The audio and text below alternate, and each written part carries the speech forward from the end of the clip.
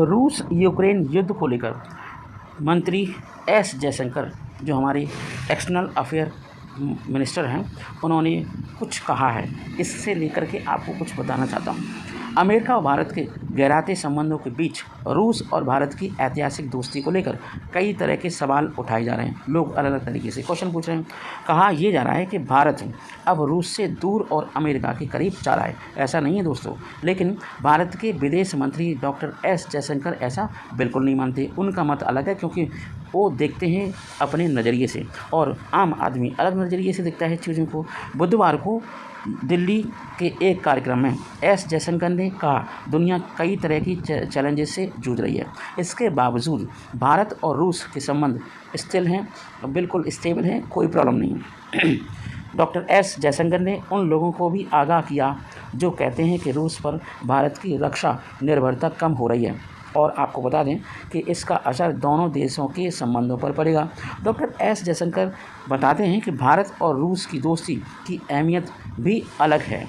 आम आदमी इस बात को नहीं समझ पाएगा। डॉक्टर एस जयशंकर ने यह कहा कि तमाम चैलेंजेस के बावजूद रूस के साथ हमारा संबंध अडिग है, स्टेबल है, कोई प्रॉब्लम नहीं है। रूस से संबंधों की अहमियत को लेकर हमारा वर्षों का मूल्यांकन है। रूस से भारत की दोस्ती को केवल रक्षा निर्भरता के आईने से भी लोगों को नहीं देखना चाहिए, और इसकी गलती बिल्कुल नहीं करनी चाहिए, क्योंकि रूस के साथ भारत का कुछ और भी आदान प्रदान होता है। हम मानते हैं कि 60% हथियार रूस से खरीदे जाते हैं। हमारे संबंध इससे कई और आगे हैं। रूस के साथ संबंधों को लेकर हमारा जियोपॉलिटिकल तर्क ये है कि दोनों देशों के बीच आर्थिक सहयोग भी बढ़ रहा है।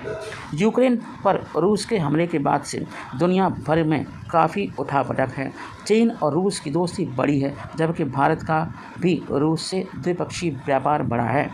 कभी भारत और रूस का द्विपक्षीय व्यापार 10 अरब डॉलर का भी नहीं रहता था, और अभी आपको बता दें कि भारत और रूस का व्यापार 40 अरब डॉलर पार कर चुका है।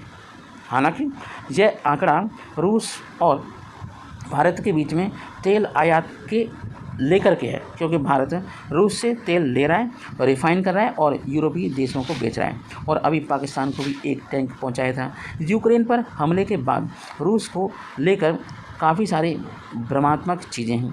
आपको बता दें, global think tank Carnegie endowment के सीनियर फेलो अलेक्जेंडर गैबुएव ने लिखा है कि यूक्रेन पर रूस के हमले को लेकर चीन के राष्ट्रपति शी जिनपिंग ने अब तक वही बातें कही हैं जिन्हें कहने का कोई जोखिम नहीं होता है, जैसे आकाश नीला है, स्काई इज़ ब्लू, घास हरी होती है, ग्रास इज़ अ ग्रीन, तरह की परमाणु हथियारों का इस्तेमाल नहीं होना चाहिए।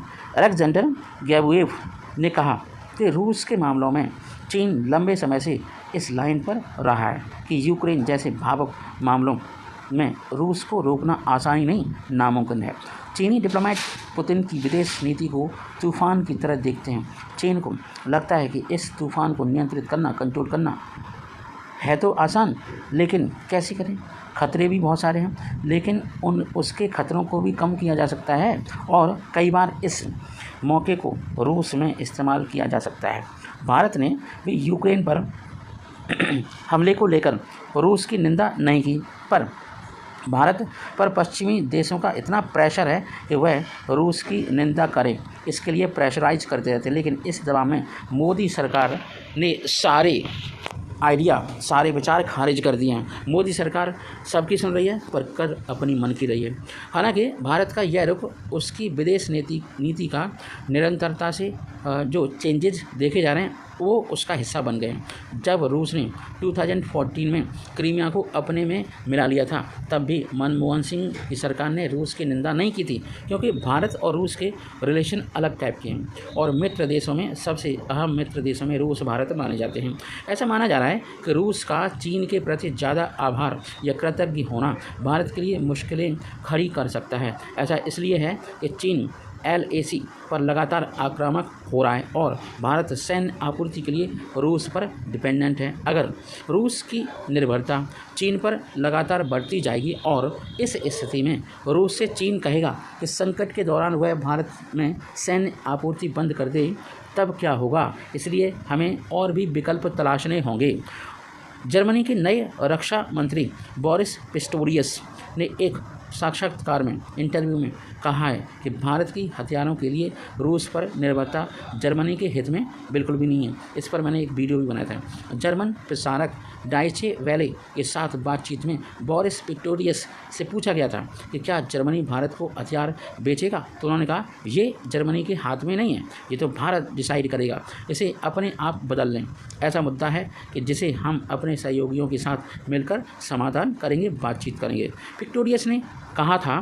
लेकिन उन्होंने ये भी कहा, लेकिन जाहिर तौर पर भारत अगर रूस के हथियारों और अन्य सामानों पर निर्भर रहता है तो दीर्घकालिक रूप से ये हमारे हित में बिल्कुल नहीं होगा। तो जर्मनी भी नहीं चाहता है कि रूस से भारत हथियार खरीदे।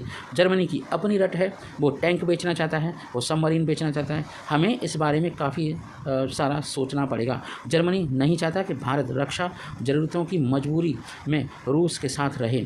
जर्मनी को लगता है कि भारत की चिंताओं को पहले दूर करना चाहिए और फिर रूस से उसकी दूरी खुद अपने आप बन जाएगी, लेकिन ऐसा कुछ नहीं है। भारत और रूस की दूरी बिल्कुल भी नहीं बनेगी। ये तो अपने अपने विचार हैं, लेकिन डॉक्टर एस जयशंकर इस बात को खारिज कर रहे हैं और ये भी कह रहे हैं कि भारत की रक्षा निर्भरता के कारण रूस से दोस्ती नहीं है, वो तो आपसी संबंध बहुत पहले से हैं, क्योंकि 1971 में रूस ने ही भारत का साथ दिया था। हाल ही में जर्मनी के चांसलर ओलाफ शॉल्ट्स ने एक भाषण में कहा था कि भारत, दक्षिण अफ्रीका और वियतनाम जैसे देश यूक्रेन युद्ध को लेकर रूस की आलोचना करने से झिझकते हैं। और देखो, अपने अपने कुछ लगाव होते हैं किसी पर्टिकुलर देश के साथ, तो वो उसके बारे में कुछ नहीं कह सकते। और पश्चिम का क्या है, वो तो पहले से ही इकट्ठे हैं, उन्हें अपनी समस्याएं देखने को मिलती हैं, बाकी की किसी की सही समस्या को न तो देखना चाहते हैं, न उसे समझने की कोशिश करते हैं, क्योंकि उन्हें लगता है कि अंतर्राष्ट्रीय सिद्धांतों को बराबरी से लागू नहीं किया जाता है।